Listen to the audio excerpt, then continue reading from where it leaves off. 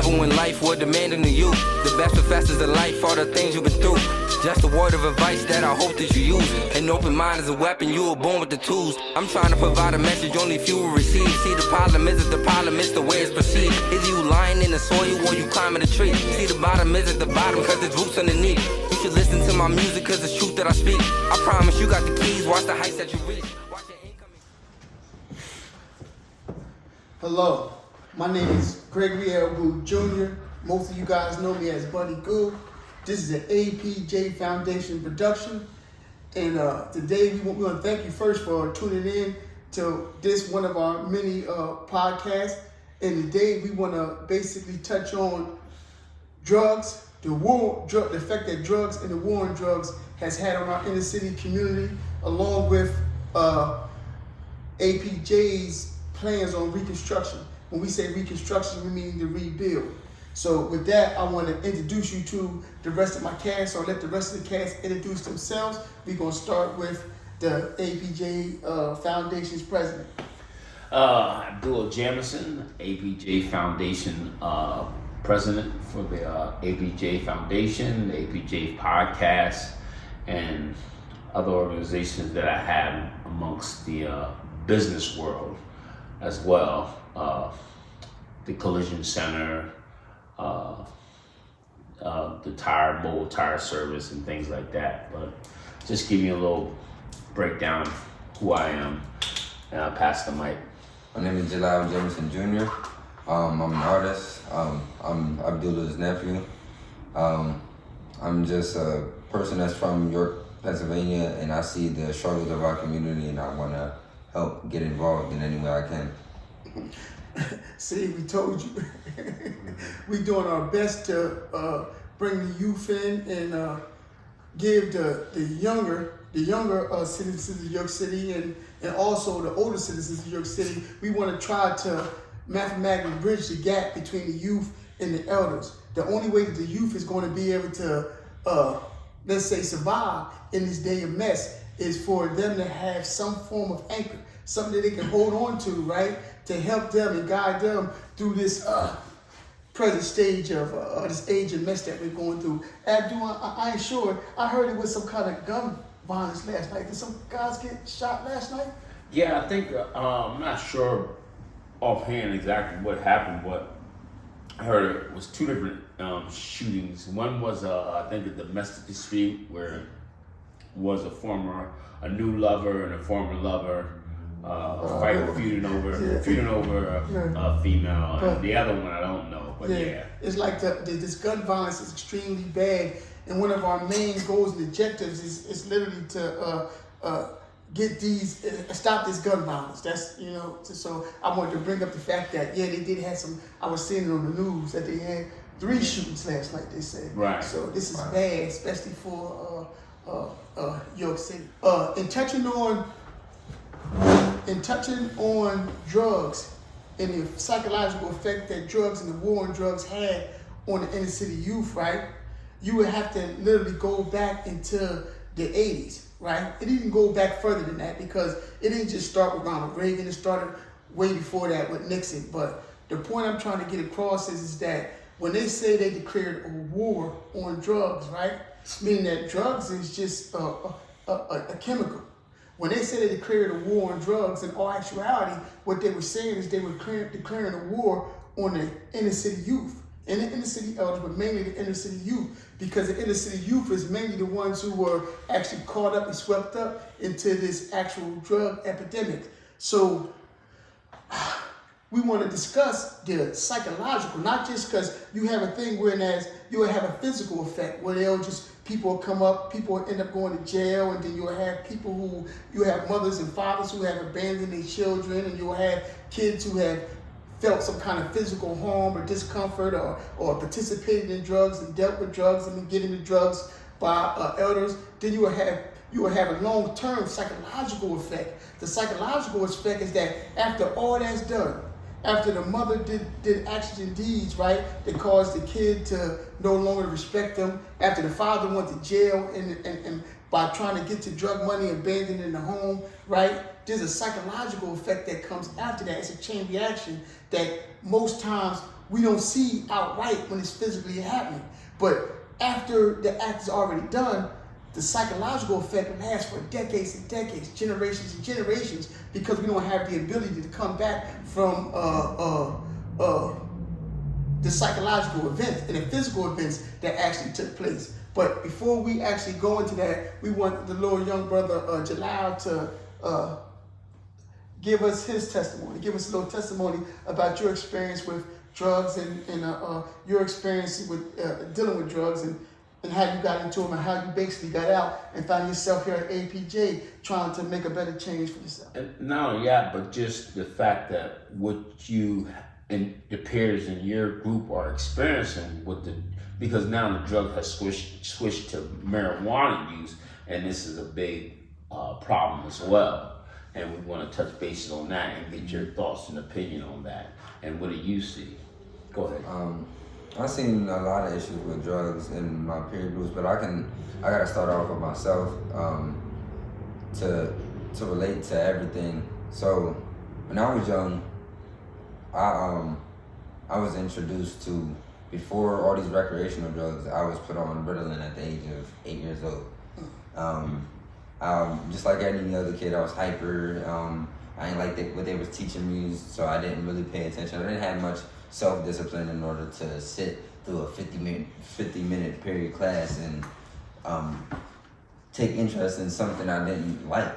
So they called my mom and everything constantly, and they took me to the doctors, and the doctors told me that I had ADD at the time.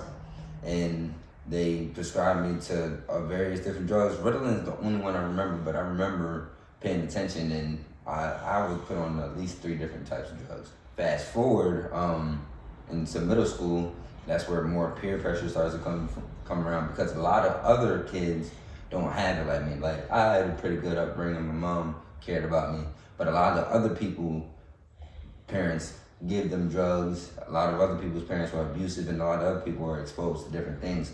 And hanging around these peers, I was peer pressured into trying to try other things. It started off with cigarettes, going around the neighborhood and diving into cigarette ashtrays and lighting the cigarettes back up with my friends, and experimenting with smoking tea bags and things of that nature.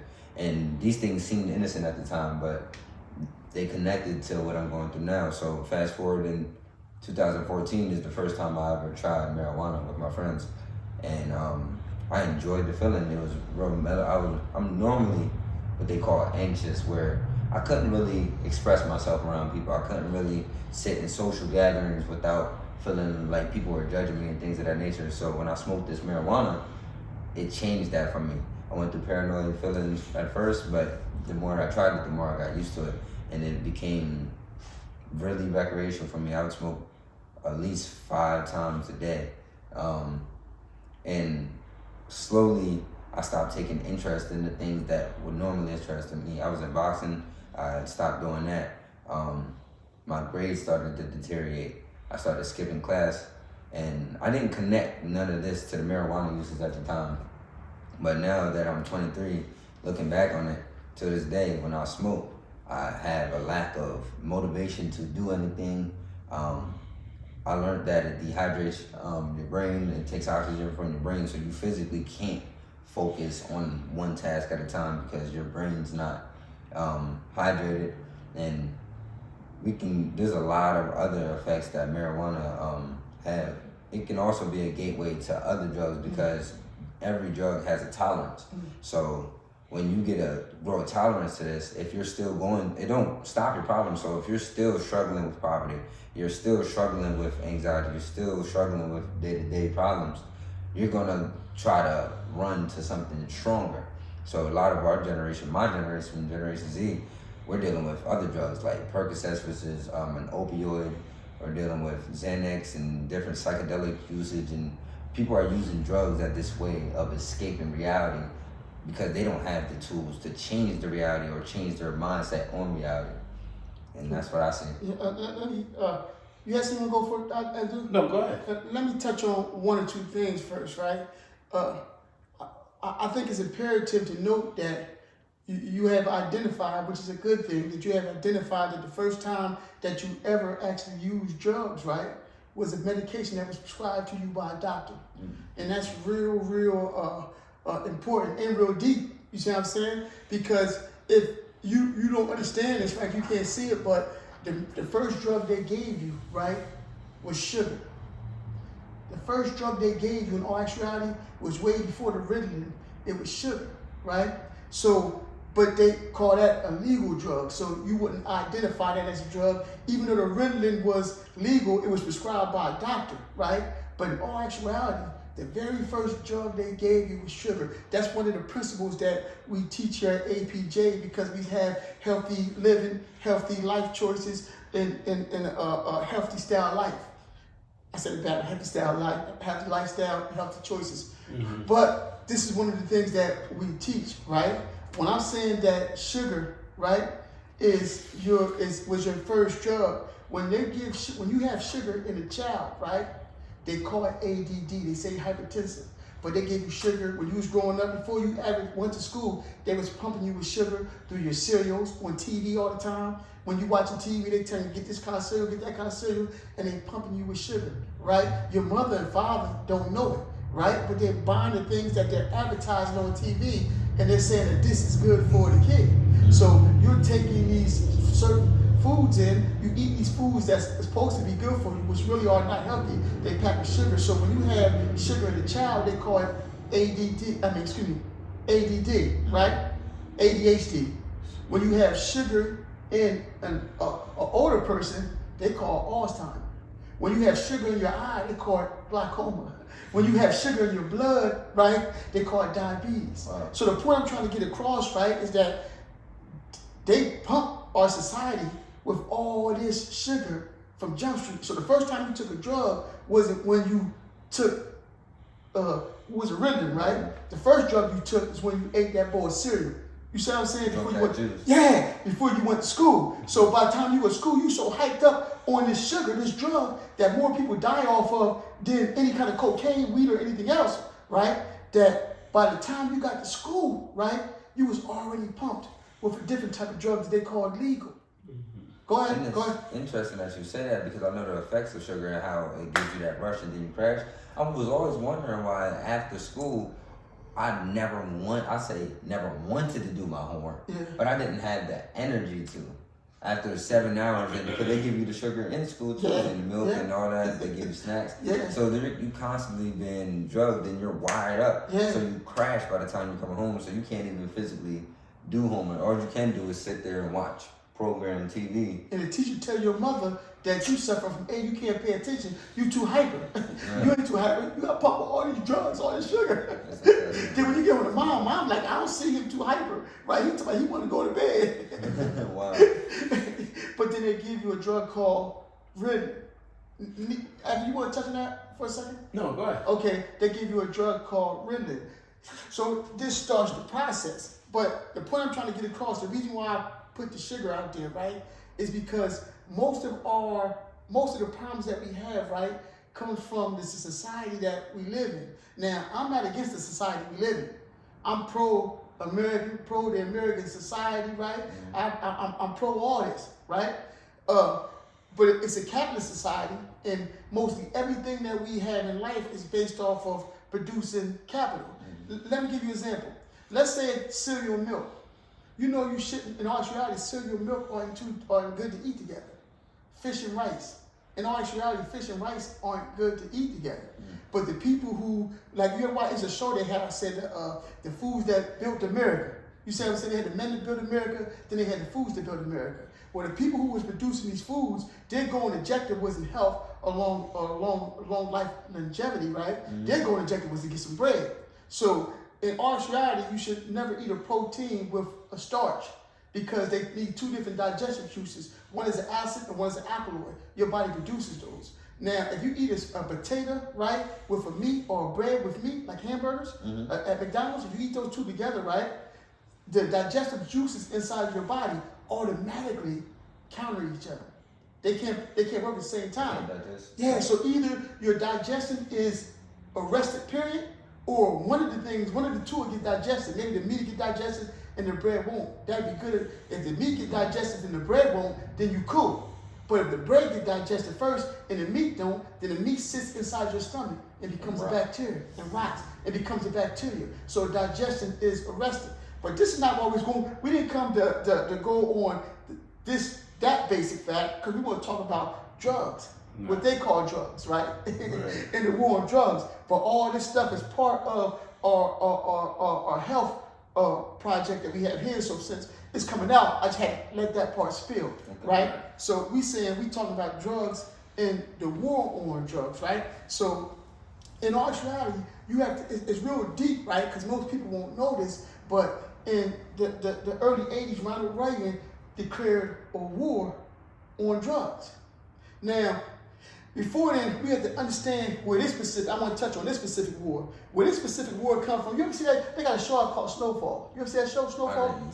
No. Okay, anyway, it's really a real story for real. It's based off of the life of the actual Rick Ross in all actuality. When they were saying, Freeway Rick Ross. Whereas there was a war in Nicaragua, right? And you had these people who were called Contra rebels.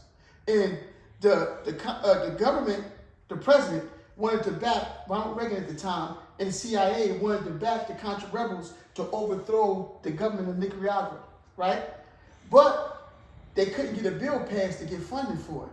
So every time they tried to go to Congress to get a bill to give these Contra rebels, there was Contra rebels, right? And they was fighting in Nicaragua. I hope I'm saying that word right. They couldn't get the bills passed to actually send the funds over there for them to help these rebels overtake that government. So what Ronald Reagan did, he sanctioned then CIA head George Bush, right, to find a way to find funds. He was the head of the CIA at the time, to find funds to support these Contra rebels. So what they did was they picked a general, and the general's name was Oliver North. This is all history. You can punch this up. The general's name was Oliver North. What Oliver North did is he went over into Nicaragua, right? Got with the Contra rebels, and the Contra rebels gave him all kinds of cocaine. What he did was bring it back into the American city. Before this time, cocaine wasn't. Black people didn't use it. It was a rich person's drug. It was real expensive. It wasn't a whole bunch of it in the country because only a certain group of people actually used that specific drug. It was like a disco type drug, right? So once Oliver North produced all this cocaine and he gave it to the person they called Freeway Rick Ross. The reason why they call him Freeway Rick Ross is because he put that cocaine on the freeway and spread it throughout the country. Once Oliver North brought this cocaine back to the United States of America, now cocaine was no longer a hard drug to come past. It wasn't extremely expensive. It wasn't just rich people. They literally started pushing this cocaine all over the country, and they began to freebase it. They turned the cocaine into freebase, and we call it later on, we wound up calling it crack, right? But they turned and made it real cheap. Took little pieces, and people smoked it, and it blew their brains out. You see what I'm saying? And they just, once they got that first hit, they was chasing that hit all the time for the rest of their life. But before that time, just like ain't this something, man, you should be hosting the show, just like Sugar. But before that time, right? Cocaine wasn't, or freebasing wasn't a popular thing in America. Before Rick Ross, right? And before Oliver North brought this cocaine over here to North America, cocaine or crack wasn't a major thing or a major epidemic. Once this happened, right? And they crack cocaine started spreading throughout the country. Then the president, Ronald Reagan, said it's an epidemic. Then the president, Ronald Reagan, said he has to get tough on drugs, and he's declaring war on drugs. So at the same time that all this was going on, that Oliver North, George Bush, right, was bringing drugs into the country under the president's sanction, they declared war on drugs. And Mrs. Reagan was going on TV saying, just say no. You see what I'm saying? Yeah. This is your brain on drugs. They had all these commercials out, and they established what you call the Rockefeller laws, which said they could stop and frisk, and all these new laws came out. And they was giving everybody all this time. They just started letting guys out from that stuff now. They saying, oh, that was illegal. But the point that I'm trying to get across is that what I'm telling you is not a story that you can't. It's called an Iran-Contra affair. They got caught. They actually got caught doing it. And they got arrested. And they went to trial. They went on Congress. They took Albert North before the Congress said, yo, you did this and this. No, he did. He pled the fifth. He pled the fifth. They protected him. They let him go. But you can punch this up, the Iran-Contra affair, on your phone now. And it's going to pop up and give you basically the history that I just gave you. But nobody brings this portion of the history up because it's not so nice. And we ain't here to find fault because we're not trying to find fault. We trying to, it's easy to find fault. It's harder to fix it.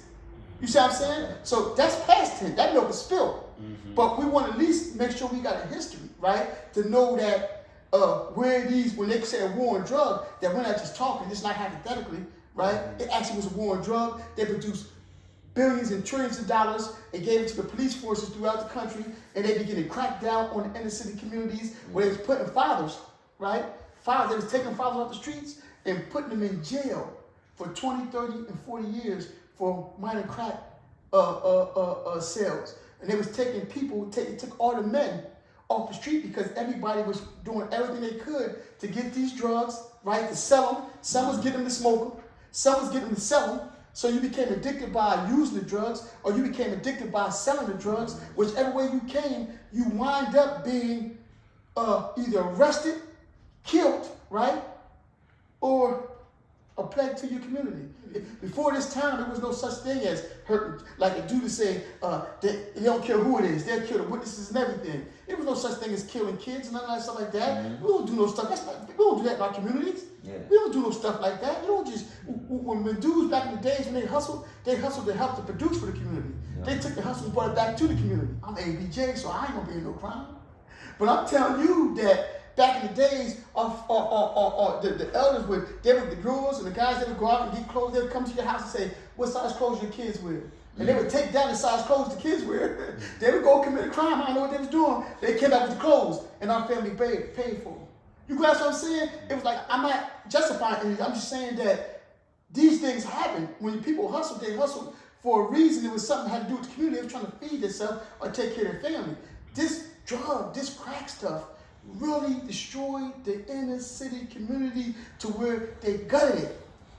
They gutted it. They took the men off the streets. They took the morals from our mothers, because our mothers began to do anything for it, right? And they took the respect from the children. They took the men off the street through murder, jail, and disrespect, right? Because they lost their morals. They took our women off the street because our mothers and our aunts, because they lost their morals and they began to do anything for these drugs if they wasn't locked up too, and they stripped our children of respect. Meaning that our children was raised and brought up, especially here in Europe, to respect their elders.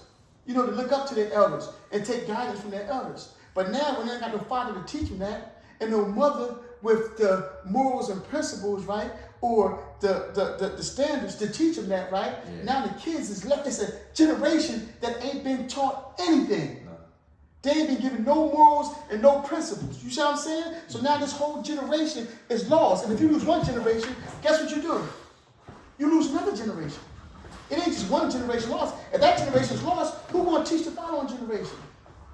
So somewhere down the line, right, we have to start a process into changing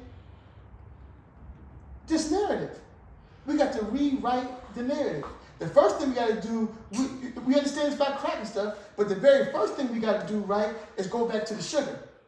The point I'm trying to get across is that the drugs play a major part, right? But in order for us to, it starts off with there's all kinds of drugs. It ain't just crack cocaine. It ain't just marijuana. More people die from sugar than any drug. More people die from sugar diabetes, right? Obesity. Than any drug. You see what I'm saying? Any other drug, because sugar is a drug. I got a personal experience with that too. Yeah, let me hear. My grandma, Charmaine Day, she passed from diabetes real young, 63. Yeah. You know, in my perspective, she's always been old, but that's never been reality. Yeah. I didn't know that old was really 80 to 100. You know, she's always had energy for me. When as I was young, she used to carry me on her shoulders. She stopped being able to carry me on her shoulders when I was about 4 years old. She hadn't been on 4D. You know, she had got a pacemaker after a while. Constant surgeries in and out the hospital. I never witnessed her drink this. Yeah. You know, and she was addicted. It's like in that side of my family, they're addicted to. I was just living at my grandma's recently, and other family members lived there. There was no water in the house. Never. Yeah, playing sodas, no Pepsis and stuff like that. Not a single drop of water. We got juice, we got soda, we got tea. Yeah. There's no water. Yeah. No fruit. Yeah. Nothing. Nothing but fried foods, processed TV dinners, things you can put in the microwave. Yeah. You know, I didn't know. I never knew until recently, like this year, how unnecessary a microwave is. Yeah.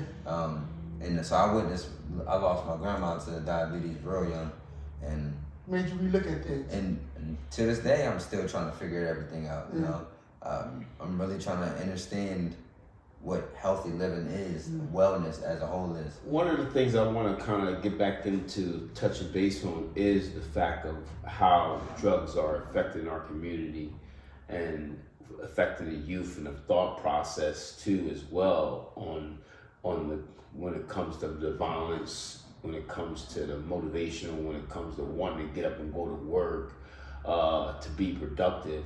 And I think that, as you mentioned, it all started back in the 80s and prior to that, because of the drugs being placed inside there in the city and inside a certain community, and even in the suburbs now. I mean, you know, you have, in the suburbs, they're dealing with the opioid epidemic. And then also when it comes to the city, the same opium, when you're talking about what's the drug called? Percocets. These are Xanax. These are all opium drugs that's affecting the youth as a whole, as a country. And it's taking away the motivation to get up, to go to work, to be productive, especially for the men.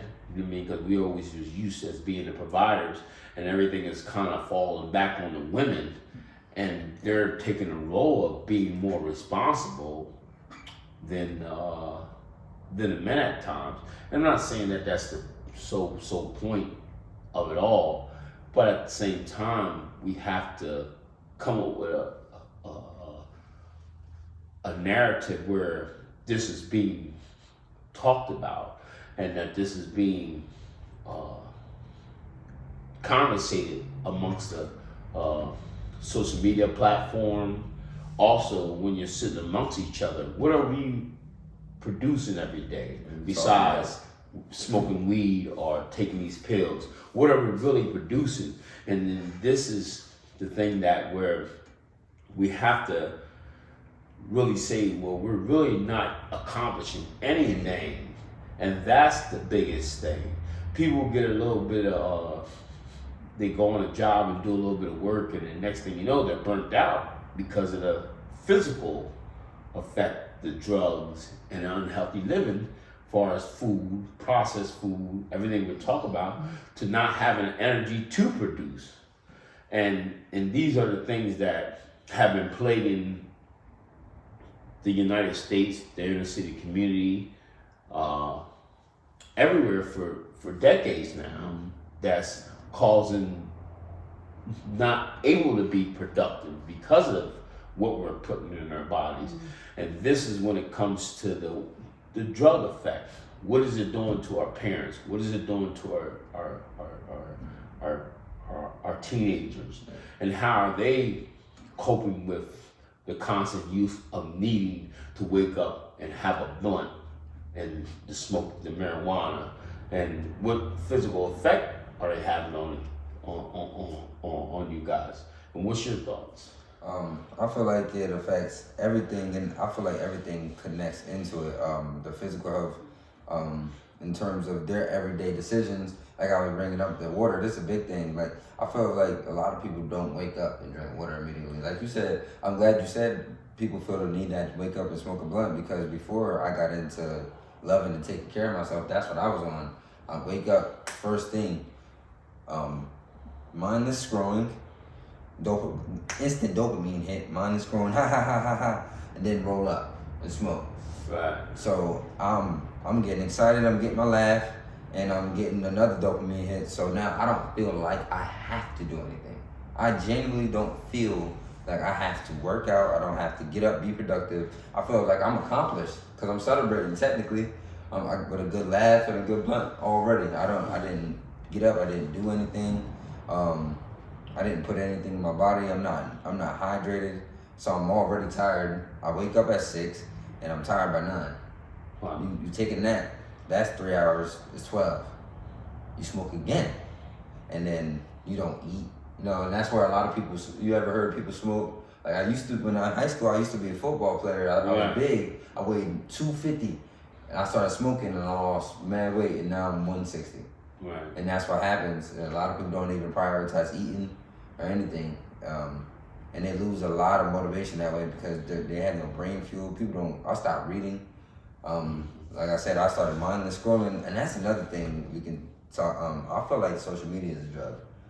Good But teaching. it's not. Yeah, it's Good not. teaching. It's not a chemical, but it's light magic. It's Black Mirror, and there's a lot of.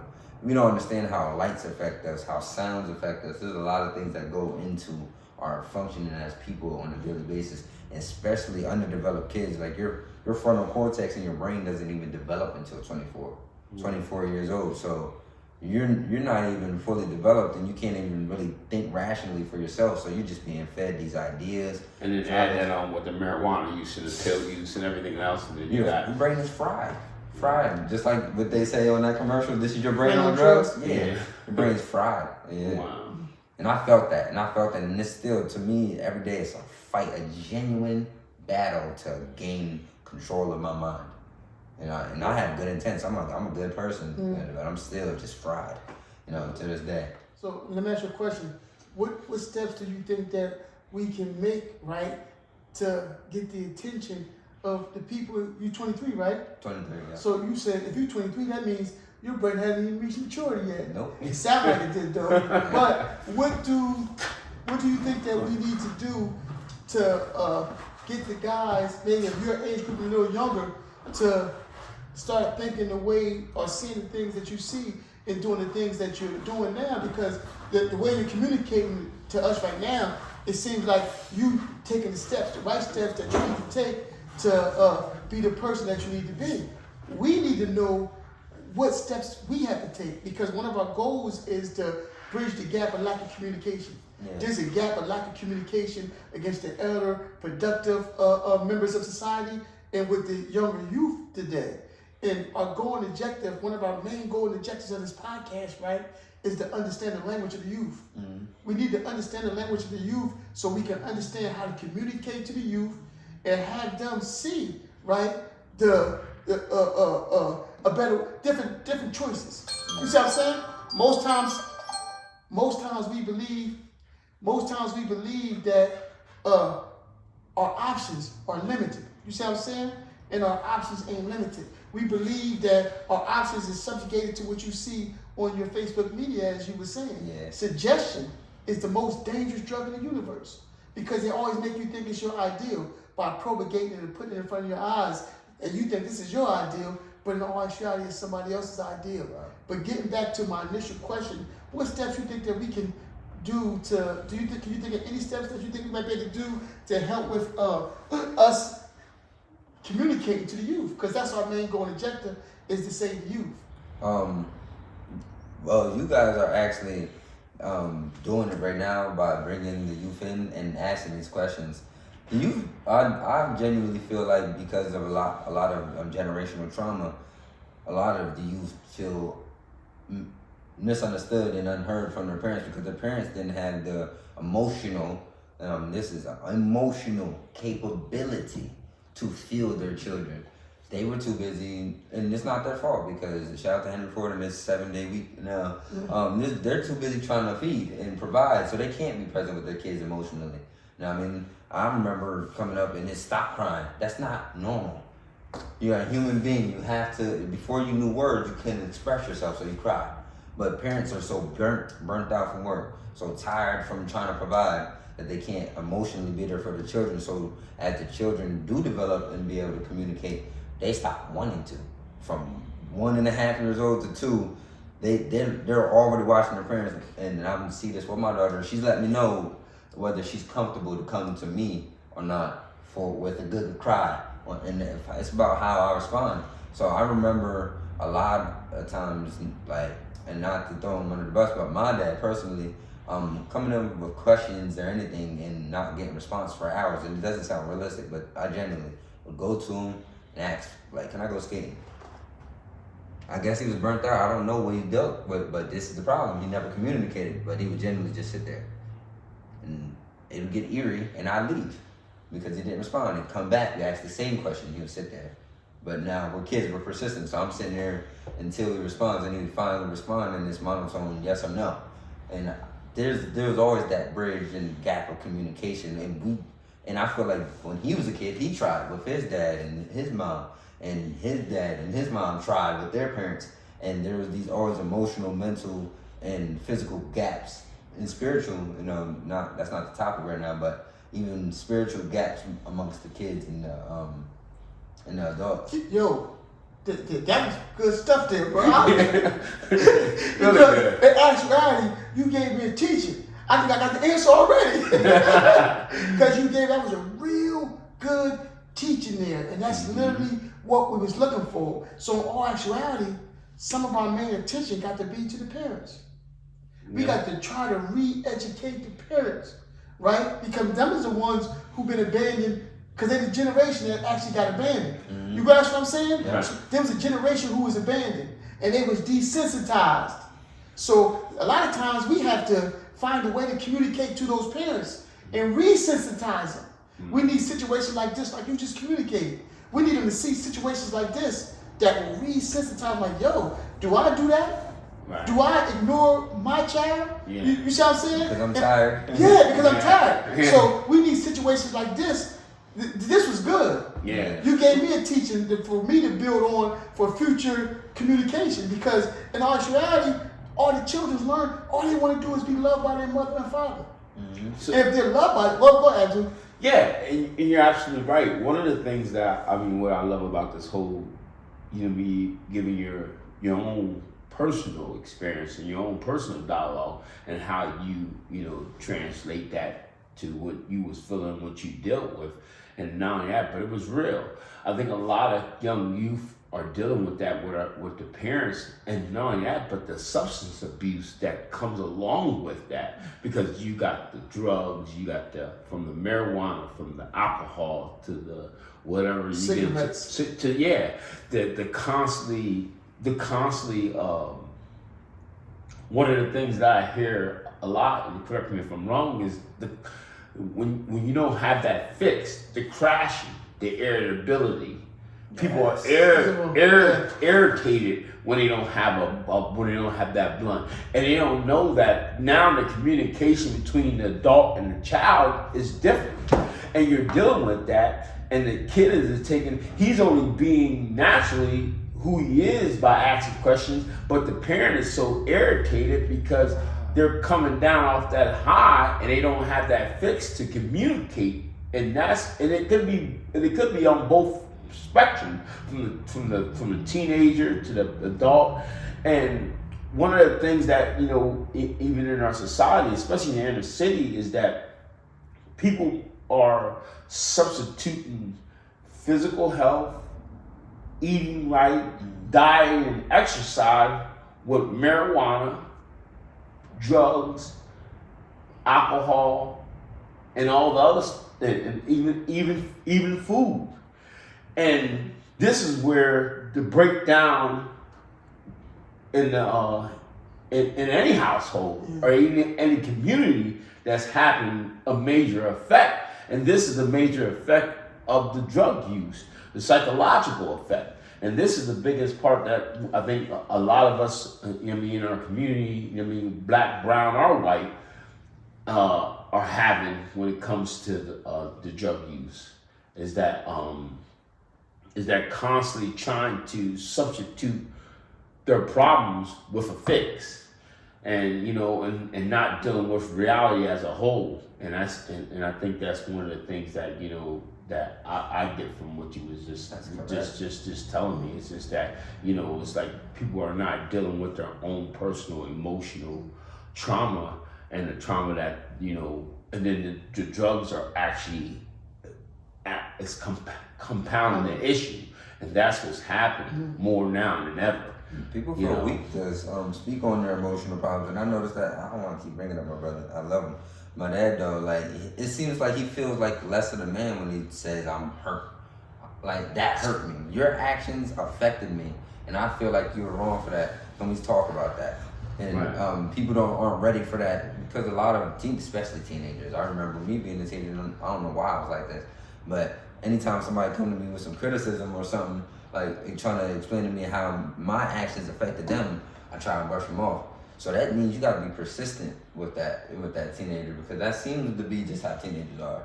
And but people, like you said, that irritability, if you've even tried smoking at one point or tried drinking at one point, that's easy to go back to when you don't have control of the situation. You try to talk to your kid, they don't want to listen.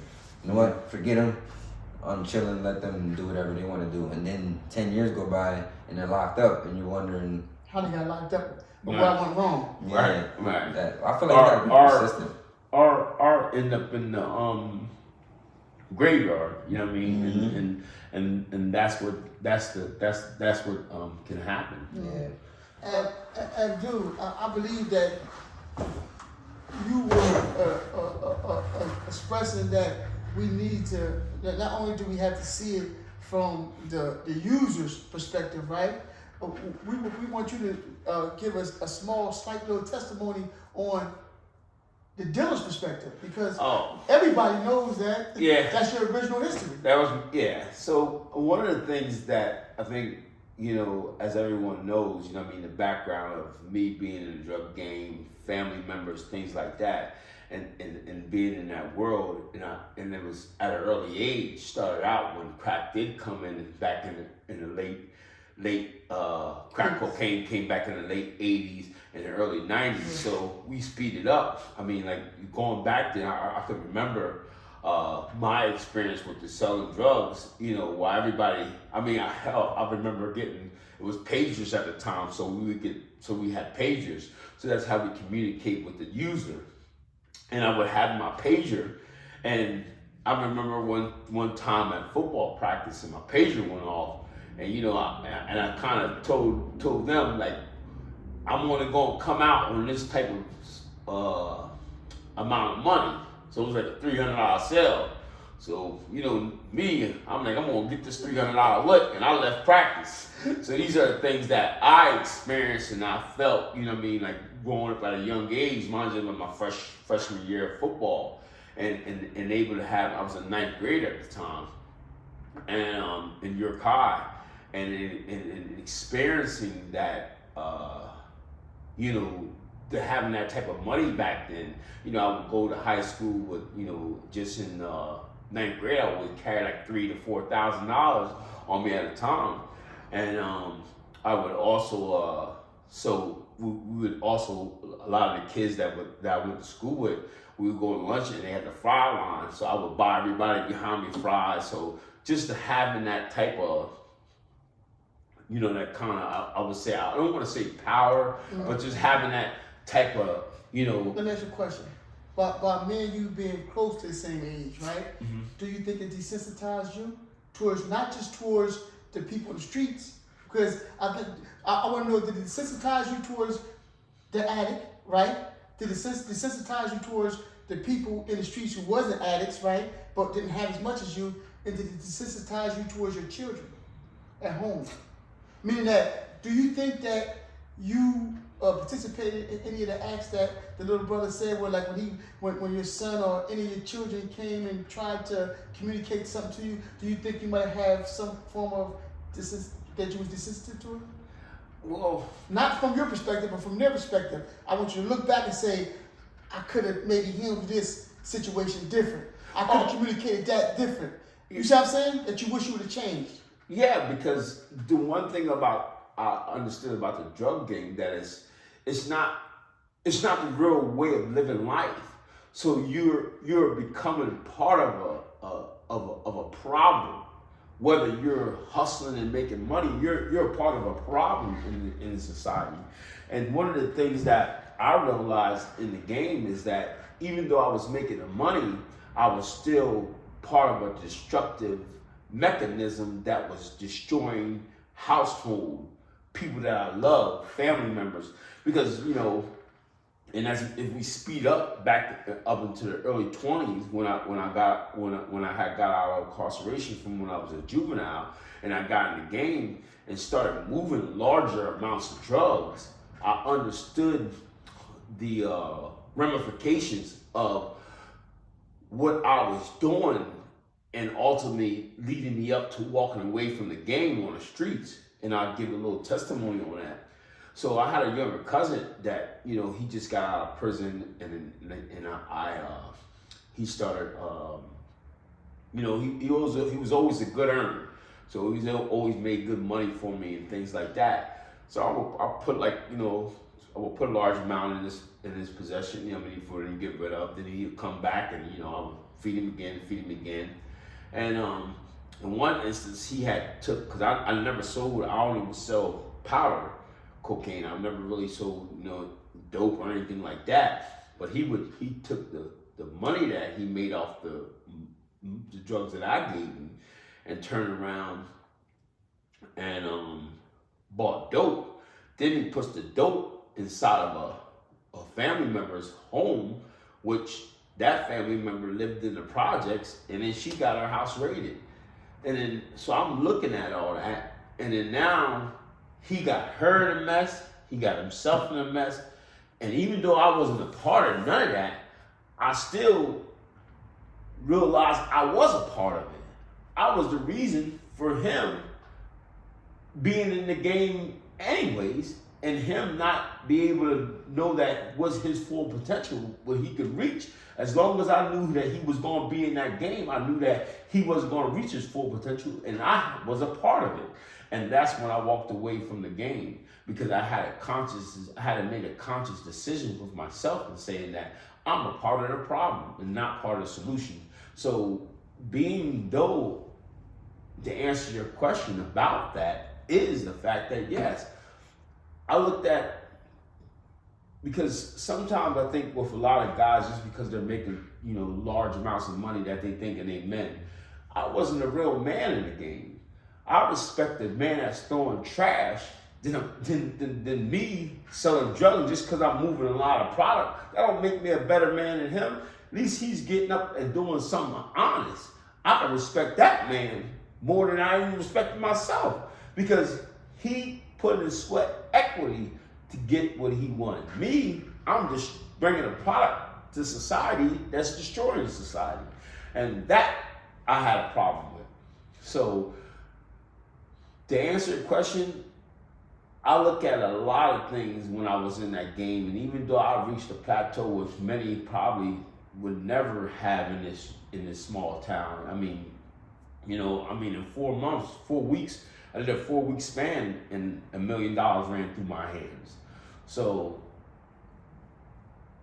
that, in that lifestyle, is so much that comes with it, and from the user side and from the seller side, that, you know, you're all part of a problem that's deteriorating the core values of our society, that's hurting our society as a whole. So let's say now, you successful now. What did you have to go through to get to the stage that you're in now? What steps did you have to take? What pains did you have to go through? Because you can't just walk away. You see what I'm saying? You lose a lot when you walk away, right? And how were you successful in reestablishing a legal foundation? God. One of it was God. It was me submitting to God and understanding that, and I understood that that what we put in this world is what we get out of it.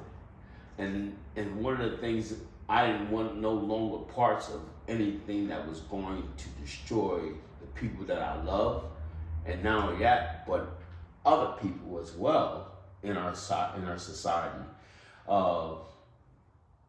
You were saying, as far as what made me successful now? Yeah. I mean, the work that the average person can take and say, yo, I can use this initiative? One of the things that I say to anyone is hard work and discipline and learning how to sacrifice. I think one of the things in prison, what I've learned so much, is that you don't need much to survive. And I think that when you learn to just focus on the bare minimum and live below your means and focus on assets opposing to liabilities, then you start to gain in momentum in your life. Because I think sometimes we in society now, just with social media and everything else, you're chasing things. You're chasing things that aren't real.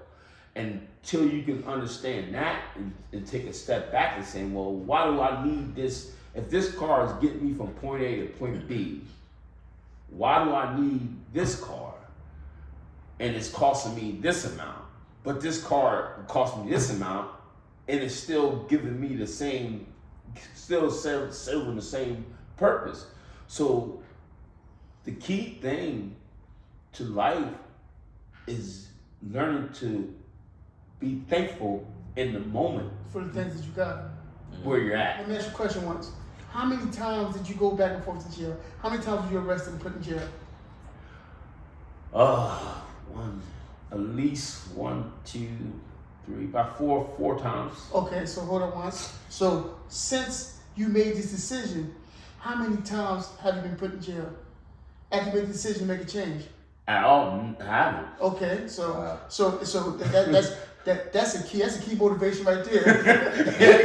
Yeah, you got that right. Meaning that when you do what you always did, because each time you got out, you did something that made you getting back into the game, right? So when you do what you always did, you get what you always got. Yeah. You see what I'm saying? When you do what you always did, you get what you always got. You can't do the same thing and expect a different result. Right. That's insanity. As soon as you change what you was doing, right, you begin to change the reality and the results of your life. Goes back to when you change your way of thinking, you change your way of living. Yeah. So that's a key point that we just wanted to push it and put out there, using your testimony that you literally had to change your way of thinking. And then once you change your way of thinking, do a dramatic, post-traumatic event, right? Once that changed your way of thinking, it changed your actions and deeds. And when your actions and deeds were changed, right, it actually changed the reality, not just of you, but the people who come around you. It saved the lives of other people who mathematically receive the benefit of the APJ Foundation, all because you changed your individual or specific thoughts. So that's a good thing. We watch something in nature that's known, like what he went through is known as a mutation. And when one individual in a species go through a mutation, they trigger an evolution in the entire species, you know. And that's what we're trying to do, you know what I mean, is evolve past our outdated ways of thinking. I feel like, you know. Good teaching. Yeah. Good teaching. Beautiful teaching. Well, one of the things, which I think goes back to, you know, the core fundamentals of my family and the teachings of my father, having the corner store out Parkway, Brother John's Grocery, growing up in a family-based oriented business mindset, which helped me. But one of the things that I look at with a lot of even people in our society, not even in the city, but everywhere, people are looking for the easy route to success, and there is none. You gotta take the stairs. You have to. There is no, I'm gonna just press a button and I'm gonna go right to the top. It don't work that way. In real life business, whether you're going to a job, whether you're working your way up in a job, or you're going to school and you're taking tests, that's all part of a process, and it takes work. The biggest thing when I look at the younger generation, quote me if I'm wrong, is that they don't want to put in the work. Facts. They want something, and this what comes to thinking, I want it instant. Like, just like you say with the microwave. Me, I I'm at home. I usually warm everything up in my pot and heat everything up. I don't use the microwave because I said it's only about a couple minutes longer that I got time. It tastes better. Yeah, to do this. So one of the things that, I think that would even when it came to the life from transition from the drug game to the business world, is that I knew in the business world it couldn't be taken from me, not unless it was something that I did wrong, but I earned it, and no one can take it from me. So I've gained more success out of the game than in the game, and that's the one thing that I try to teach anyone that's either was in the game, that's hustling, because that's a form of addiction as well. They're addicted to the clothes, the women, and that's another thing I'm gonna tell you about with the game. Bad women comes with being in the game. Bad people comes with being in the game. So everybody that you have around you that's pretty much sucking off of what you're dealing with, as far as you're hustling and they're attached to you. Mm-hmm. Usually they're like leeches and they're pulling everything from you, and that's what happens when you're dealing from a drug dealer perspective. You know what I mean? Mostly everybody's around you ain't good for you. Yeah. So what I want to do is July, right? Yeah, July. We want to make sure that we bring you back again. Because this was a heck of a podcast. We got more than what we actually expected. This was a good a show. Unfortunately, YouTube only gave us 40 minutes, right? And we passed 40 minutes already. Gotcha. So I'm hoping, right, that we can bring you back and we can redo this. I got a few youth that I want to bring, some more youth that we want to bring in too, but this was a real good show. This is a teaching for me. I really got what I was looking for in this one, right? Mm-hmm. And it's like we praying that we can do this again real soon, and we can let the parents see this and see what the youth have to say. Right. Do you want to add anything before we close out? Because we got to close out. All right. As always, and I'll just leave this, and this is going to be like my end of the saying with all my podcasts is that we do, is that my viewpoint is that when you change your way of thinking, you'll change your way of living. And that's the biggest part of it all, is that we have to change our way of thinking in order to change our way of living. And I'll leave it at that. All right. So it is, but tune into what's your I'm an artist. I'm a vocal artist. My name is Naeem Regium on all platforms. You can get me on Spotify, Instagram, YouTube, every single platform you can think of. I make music for conscious thought and soul food. Music you can just play around the house while you're cleaning. I just tried my best to help anybody out in my music the best way possible. More like a conscious rap. Yeah, definitely. Exactly. How old you said you was again? 23. Okay. Gotcha. 23. Yeah. Good money. Good money. I appreciate you. Till next time. Yeah. Yep.